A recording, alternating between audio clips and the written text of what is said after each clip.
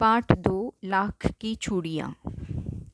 सारे गांव में बदलू मुझे सबसे अच्छा आदमी लगता था क्योंकि वह मुझे सुंदर सुंदर लाख की गोलियां बनाकर देता था। मुझे अपने मामा के गांव जाने का सबसे बड़ा चाव यही था कि जब मैं वहां से लौटता था तो मेरे पास ढेर सारी गोलियां होती, रंग बिरंगी गोलियां जो किसी भी बच्चे का मन मोह ले। वैसे तो मेरे मामा के गांव का होने के कारण मुझे बदलू को बदलू मामा कहना चाहिए था, परंतु मैं उसे बदलू मामा न कहकर बदलू काका कहता था, जैसा कि गांव के सभी बच्चे उसे कहा करते थे। बदलू का मकान कुछ ऊंचे पर बना था। मकान के सामने बड़ा सा सहन था जिसमें एक पुराना नीम का वृक्ष लगा था। उसी के नीचे बैठकर बदलू अपना काम किया करता था। बगल में भट्ठी दहकती रहती जिसमें वह लाख पिघलाया करता। सामने एक लकड़ी की चौखट पड़ी रहती जिस पर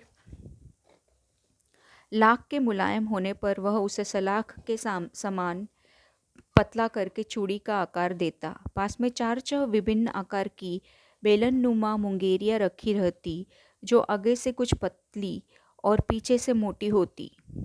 लाख की चूड़ी का आकार देकर वह उन्हें मुंगेरियों पर चढ़ाकर गोल और चिकना बनाता और तब एक एक कर पूरे हाथ की चूड़ियाँ बना चुकने के पश्चात वह उन पर रंग करता। बदलू यह कार्य सदा ही एक मछिए पर बैठकर किया करता था जो बहुत ही पुरानी थी। बगल में ही उसका हुक्का रखा रहता जिसे वह बीच बीच में पीता रहता। गांव में मेरा दोपहर का समय अधिकतर बदलू के पास बीतता। वह मुझे लला कहा करता और मेरे पहुंचते ही मेरे लिए तुरंत एक मछिया मंगा देता। मैं घंटों बैठे बैठे उसे इस प्रकार चूड़ियाँ बनाते देखता रहता। लगभग रोज़ ही यह 4-6 जोड़े चूड़ियाँ बनाता। पूरा जोड़ा बना लेने पर वह उसे बेलन पर चढ़ाकर कुछ क्षण चुपचाप देखता रहता, मानो वह बेलन न होकर किसी नववधू की कलाई हो। बदलू मनिहार था। चूड़ियाँ बनाना उसका पैतृक पेशा था और वास्तव में वह बहुत ही सुंदर चूड़ियाँ बनाता था। उसकी बनाई हुई चूड़ियों की खपत भी बहुत थी। उस गांव में तो सभी स्त्रियां उसकी बनाई हुई चूड़ियाँ पहनती ही थी। आसपास के गांव के लोग भी उससे चूड़ियाँ ले जाते थे, परंतु वह कभी भी चूड़ियों को पैसों से बेचता न था। उसका अभी तक वस्तु विनिमय का तरीका था और लोग अनाज के बदले उससे चूड़ियाँ ले जाते थे। बदलू स्वभाव से बहुत सीधा था। मैंने कभी भी उसे किसी से झगड़ते नहीं देखा। हाँ, शादी विवाह के अवसरों पर वह अवश्य जिद पकड़ता था। जीवन भर चाहे कोई उससे मुफ्त चूड़ियाँ ले जाए, परंतु विवाह के अवसर पर वह सारी कसर निकाल लेता था। आखिर सुहाग के जोड़े का महत्व ही है और होता है। मुझे याद है मेरे मामा के यहाँ किसी लड़की के विवाह पर ज़रा सी किसी बात पर बिगड़ गया था और फिर उसको मनाने में लोहे लग गए थे। विवाह में इसी जोड़े का मूल्य इतना बढ़ जाता था कि उसके लिए उसकी घरवाली को सारे वस्त्र मिलते, ढेरों अनाज मिलता, उसको अपने लिए पगड़ी मिलती और रुपये जो मिलते सो अलग। यदि संसार में बदलू को किसी बात से चिढ़ थी तो वह थी कांच की चूड़ियाँ। यदि किसी भी स्त्री के हाथों में उसे कांच की चूड़ियाँ दिख जाती तो वह अंदर ही अंदर कुढ़ जाता और कभी कभी तो 2-4 बातें भी सुना देता। मुझसे तो वह घंटों बातें किया करता। कभी मेरी पढ़ाई के बारे में पूछता, कभी मेरे घर के बारे में और कभी यूं ही शहर के जीवन के बारे में। मैं उससे कहता कि शहर में सब कांच की चूड़ियाँ पहनते हैं तो वह उत्तर देता, शहर की बात और है लला, वहाँ तो सभी कुछ होता है। वहाँ तो औरतें अपने मर्द का हाथ पकड़कर सड़कों पर घूमती भी है और फिर उनकी कलाइयाँ नाजुक होती है ना, लाख की चूड़ियाँ पहने तो मोच ना आ जाए। कभी कभी बदलू मेरी अच्छी खासी खातिर भी करता। जिन दिनों उसकी गाय के दूध होता वह सदा मेरे लिए मलाई बचा कर रखता। और आम की फसल में तो मैं रोज़ ही उसके यहाँ से 2-4 आम खा आता। परंतु इन सब बातों के अतिरिक्त जिस कारण वह मुझे अच्छा लगता वह यह था कि लगभग रोज़ ही वह मेरे लिए 1-2 गोलियाँ बना देता। मैं बहुधा हर गर्मी की छुट्टी में अपने मामा के यहाँ चला जाता और 1-आध महीना वहाँ रहकर स्कूल खुलने के समय तक वापस आ जाता। परंतु 2-3 बार ही मैं अपने मामा के यहाँ गया होऊंगा तभी मेरे पिता की एक दूर के शहर में बदली हो गई और एक लंबी अवधि तक मैं अपने मामा के गांव न जा सका। तब लगभग 8-10 वर्षों के बाद जब मैं वहां गया तो इतना बड़ा हो चुका था कि लाख की गोलियों में मेरी रुचि नहीं रही थी। अतः गांव में होते हुए भी कई दिनों तक मुझे बदलू का ध्यान न आया। इस बीच मैंने देखा कि गांव में लगभग सभी स्त्रियां कांच की चूड़ियां पहनती हैं। विरले ही हाथों में मैंने लाख की चूड़ियां देखी। तब एक दिन सहसा मुझे बदलू का ध्यान हो आया।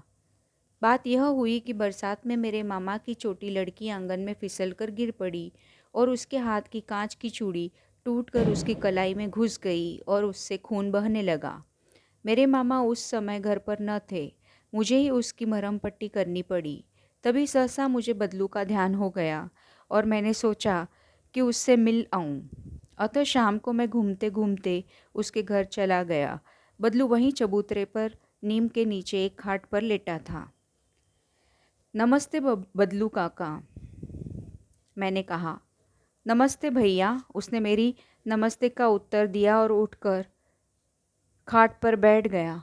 परंतु उसने मुझे पहचाना नहीं और देर तक मेरी ओर निहारता रहा। मैं हूँ जनार्दन काका, आपके पास से गोलियां बनवा कर ले जाता था, मैंने अपना परिचय दिया। बदलू फिर भी चुप रहा, मानो वह अपने स्मृति पटल पर अतीत के चित्र उतार रहा हो। और तब वह एकदम बोल पड़ा, आओ आओ लल्ला, बैठो, बहुत दिन बाद आए। हाँ, इधर आना ही नहीं हो सका, मैंने चारपाई पर बैठते हुए उत्तर दिया। कुछ देर फिर शांति रही। मैंने इधर उधर दृष्टि दौड़ाई। न तो मुझे उसकी मच्छियाँ नजर आई, न ही भट्ठी। आजकल काम नहीं करते काका, मैंने पूछा। नहीं लला, काम तो कई साल से बंद है। मेरी बनाई हुई चूड़ियाँ कोई पूछे तब ना। गांव गांव में कांच का प्रचार हो गया है। वह कुछ देर चुप रहा, फिर बोला, मशीन युग है ना, आजकल सब काम मशीन से होता है। खेत भी मशीन से जोते जाते हैं और फिर जो सुंदरता कांच की चूड़ियों में होती है, लाख की चूड़ियों में कहाँ। लेकिन कांच बड़ा खतरनाक होता है, बड़ी जल्दी टूट जाता है, मैंने कहा। नाजुक तो फिर होता ही है। कहते कहते उसे खांसी आ गई और वह देर तक खांसता रहा। मुझे लगा उसे दमा है। अवस्था के साथ साथ उसका शरीर ढल चुका था। उसके हाथों पर और माथे पर नसें उभर आई थी। जाने कैसे उसने मेरी शंका भांप ली और बोला, दमा नहीं है मुझे, फसली खांसी है।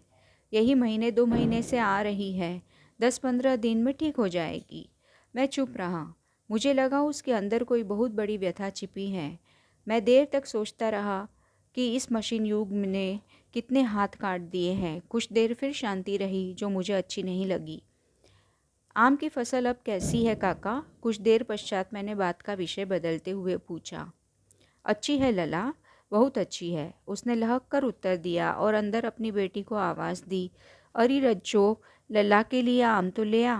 फिर मेरी ओर मुखातिब होकर बोला, माफ़ करना, तुम्हें आम खिलाना भूल गया था। नहीं नहीं काका, आम तो इस साल बहुत खाए हैं। वाह वाह, बिना आम खिलाए कैसे जाने दूंगा तुमको। मैं चुप हो गया। मुझे वे दिन याद हो आए जब वह मेरे लिए मलाई बचाकर रखता था। गाय तो अच्छी है ना काका, मैंने पूछा। गाय कहाँ है? 2 साल हुए बेच दी, कहाँ से खिलाता। इतने में रज्जो, उसकी बेटी, अंदर से एक डलिया में ढेर सारे आम ले आई। यह तो बहुत है काका, इतने कहाँ खा पाऊँगा, मैंने कहा। वाह वाह, वह हंस पड़ा। शहरी ठहरे ना, मैं तुम्हारी उम्र का था तो इसके 4 गुने आम एक बखत में खा जाता था। आप लोगों की बात और है, मैंने कहा। अच्छा बेटी, लला को 4-5 आम चाट कर दो, सिंदूरी वाले देना। देखो लला कैसे हैं, इसी साल यह पेड़ तैयार हुआ है। रज्जो ने 4-5 आम अंजुली में लेकर मेरी ओर बढ़ा दिए। आम लेने के लिए मैंने हाथ बढ़ाया तो मेरी निगाह एक क्षण के लिए उसके हाथों पर ठिठक गई।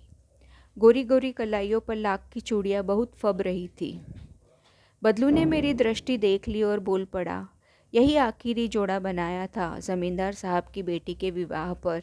10 आने पैसे मुझको दे रहे थे, मैंने जोड़ा नहीं दिया, कहा शहर से ले आओ। मैंने आम ले लिए और खाकर थोड़ी देर पश्चात चला आया। मुझे प्रसन्नता हुई कि बदलू ने हार कर भी हार नहीं मानी थी। उसका व्यक्तित्व कांच की चूड़ियाँ जैसा नहीं था कि आसानी से टूट जाए। कामतानाथ।